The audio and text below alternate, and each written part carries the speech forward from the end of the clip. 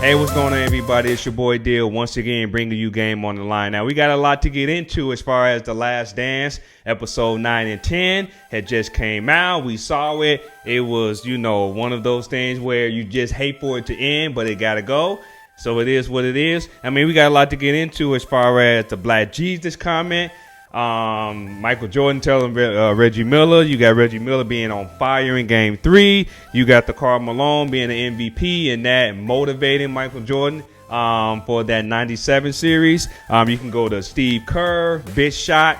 Michael Jordan trusting him and things like that. Then we can go into what was the flu game. Now it's called the food poisoning game.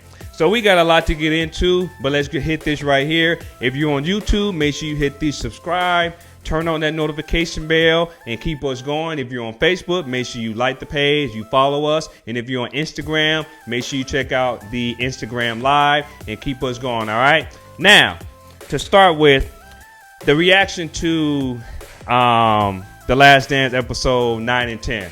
I mean, let's get right into it. To start off with, to end episode 8, Reggie Miller talking about, hey, this can be the time where he can finally retire, Michael Jordan, because it was speculation of Michael, somewhere retiring because Phil's not going to be the coach and Scottie Pippen, he's unhappy and things like that. So Reggie was like, hey, this might be my time that I can retire Michael Jordan.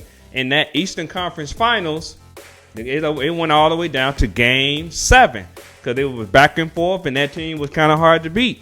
And, they glimpsed to the past where, Reggie and Michael had their little issues in the past. And, Michael said, don't ever, make it's so many words, Black Jesus. He said Black Jesus. And Reggie said, that's the reason why he never called him Michael Jordan. He either called him Jordan or Black Jesus from that. And that was hilarious. I never knew that. And then it goes right into, the Reggie Miller being on fire in Game 3 of that 98 series in the East. And either way, Michael, he did an interview saying, either way, Indiana or Utah, because Utah was already getting ready to go to the finals while Chicago was playing Game 7. And he said, no matter what, you still got to come to Chicago. Either way, Indiana or the Jazz coming forward, no matter what, Michael said, you got to come through Chicago. No matter what. And then it goes to the Brian Russell. I thought it was Byron, but it's Brian. So Brian Russell, and I lost it when I heard this, where Michael said, when he was playing baseball and, the Jazz came to the Bulls and they was practicing and, Michael stopped by to say hello to John Stockton and Karl Malone just to say what's up to him. And this young rookie, Brian Russell, was talking stuff to him. He was saying, man, why you quit? Why you quit? I could have took you. Why you quit? And Michael's like, man, y'all need to talk to this guy. He don't know. And he said from that moment, Brian Russell was on his radar. He was on his list. He said that. Oh, man, I lost it. I said, you mean to tell me from 94, 95, whatever year that was, he has been on your list because he said that? People are already saying Michael Jordan is, he's the king of, animosity. He's the king of beef. Keeping, long time beef, just keeping it in him, even if it was a long time ago. He just still kind of remember that. And that is just showing every episode of this series. No matter what, you do one little thing to him, he's going to keep that up here and keep you on his radar. And that's insane. Let me just say that's pretty much insane. But then that same, going back to 97 when they finally faced the Utah Jazz in the finals, how, he was just tearing up Russell. He was just tearing him up. He knew exactly how he played defense. you shake him or you send him one way, he keeps going. He doesn't know how to stop himself and thrive and all this other stuff to the point where he a game winner on him. He in that flu game, but now it's food poisoning game. We'll get to that in a second, where he was just terrorizing him. He just, toying with him. It is what it is. That's what happens when you make Michael Jordan mad. Keep that in mind. Now, let's go ahead and jump into the same year, 97, the flu game. The flu-like symptom game. And now that we know the backstory, and that's why I love this series right here. Now we know the backstory of what really happened and why Michael Jordan was sick that game. Food poisoning. 5 pizza delivery guys. 5. Delivering 1 pizza. Really? Now, hey, you hungry? You're hungry. You're not even thinking about that. Oh, ain't nobody gonna poison me. It is what it is. Let's. Wow. But 5 delivery guys. Michael Jordan, the only one that ate the pizza, and now throwing up. Now he just food poisoning. And that very game, because it was the next game, what did he drop? 44 minutes, 38 points. Only he can do that, right? But that tells you right there. And now everybody's already been saying, Russell Westbrook and many other players, hey, Utah is a place where you got to keep your eyes open. Don't get mad at me. I'm just saying what's been reported. So it is what it is. Now, going right into the Steve Kerr shot, where they went to the backstory of Michael is that kind of guy where he got to know, and he has to trust you. He got to know that you're going to ride and die with him. On that court, if he, plays a certain way and he gets to a certain position, he needs to know where he can depend on you. And throughout a couple of months, couple of years, or Steve Kerr and Michael Jordan, Steve Kerr defending himself and things like that, hey, you earn, the respect of one Michael Jordan.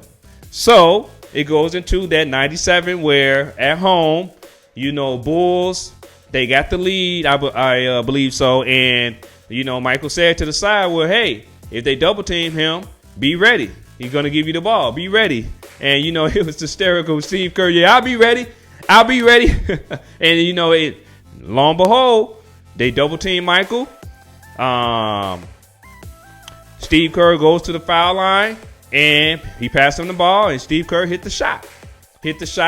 Gave Chicago the lead, or further the lead, and now you got 5 championships for Michael Jordan. So just by practice and, keeping that respect and showing that you're not going to back down, hey, you earn that respect. And now you got a game win on your resume. So that's much respect to that.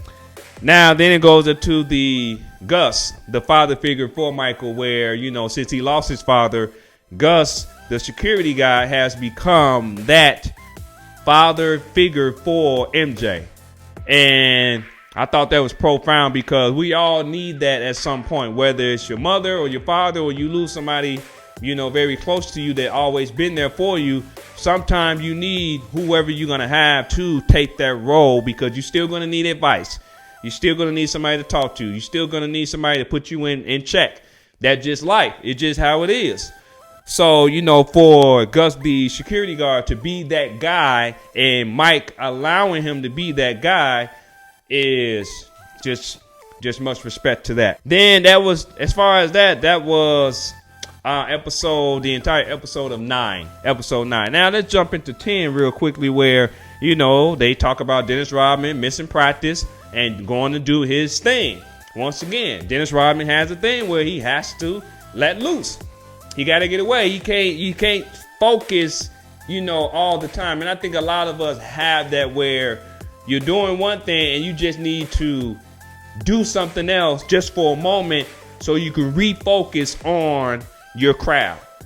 And I think all of us have that. And Dennis Rodman, he had that moment where, hey, he just got to get away, whether it's to Vegas and over exaggerate and, stay a little bit longer than he should, or go and do WCW wrestling with Hulk Hogan, in where, he comes back and he's giving you 110%. So much respect to that. So, lo and behold, Rodman's going to be Rodman. Dennis going to be Dennis. I mean, I think everybody already established that, but it's just hilarious how he just running through the hallway, avoiding the media, and then next thing you know, you see that car just take off. It just the Kodak moment that you need in your life right there. So now going back to Stan Wood 98, where, hey, Scottie Pippen, that bad back, you know, he playing through it and things like that. And Michael had to take on the toll of, hey, you got to do what you got to do. No matter what, to win, you got to take over the game yourself. You're going to take over the game yourself. So it is what it is. But then, you know, at least Scottie was trying to play through that. But then at the last moment, we all know history have shown, and I don't think it's never going to be forgotten, especially if you lived in that era where the last shot. Who doesn't know, if you're a basketball fan or whatever, who doesn't know the last shot? Who doesn't know that? And I you know what? I need to get that frame, because that shot got to be the most incredible last pose shot that you will ever see in that moment. That just in the NBA Finals. You seen in other series or whatever, but that in the NBA Finals to close the series, Michael Jordan has that shot. That tells you everything about who he is. That is MJ at its finest. Wow. Like, it just, and everybody says, get the hell out of the way. Dennis said, hey, he is not going to pass this ball. Get out of the way. Let him do his thing. Because you don't call timeout or you going to pay something. Let him do his thing. And I thought that was just profound. But then we got to go into the negative. Let's just keep it what it is. Where Michael Jordan said, hey, let's go for 7.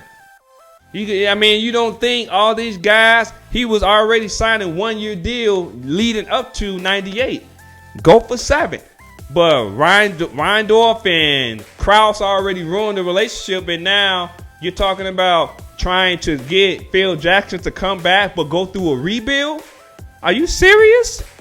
Why not go for? I don't understand that. How? It's almost like It's almost like Amazon at the top, right here at the top, but then just chooses to start over.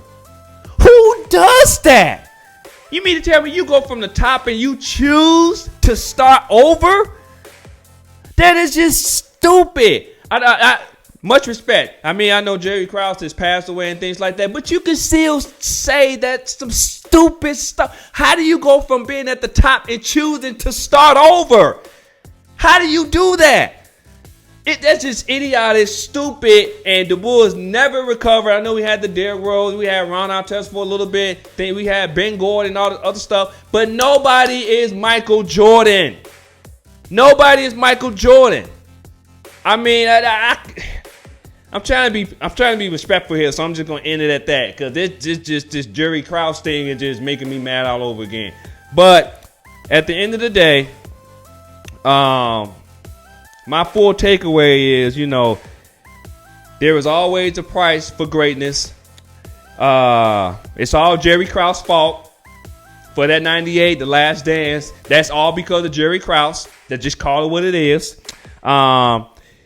And also, to all those people who I've been hearing saying, it was boring, it was back in the day and all the other stuff, that's just idiotic thinking, because if you are not inspired to be great while watching this series, yeah, Michael Jordan was an a-hole, yeah, he was this, yeah, he was that, but that tells you where, when you want to be great, you're not going to make friends with everybody. You're not going to keep everybody in your life. You have to move on. You got to do things. You have to. What is your purpose in life? To be walked on or to do the walking? Let's just call it what it is. So to be great comes with a price. And if you're not inspired by this whole 10-part docuseries on The Last Dance, and where everything came from, and the drama and the issues and the investigation and this and that, people dying and the management, all these other things. If you haven't seen or understand where you go through all of this and you still come out on top, and you are not inspired by that, something's wrong with you. Something's wrong with you.